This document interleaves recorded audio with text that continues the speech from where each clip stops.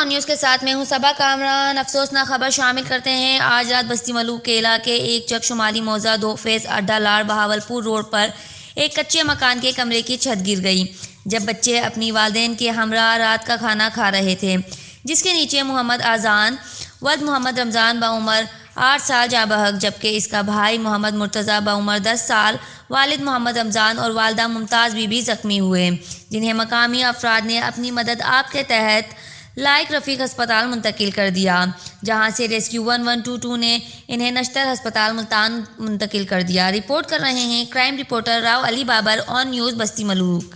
Like करें, comment करें, share करें और बेल आइकन को प्रेस करना मत भूलें। देखते रहिए ऑन न्यूज़।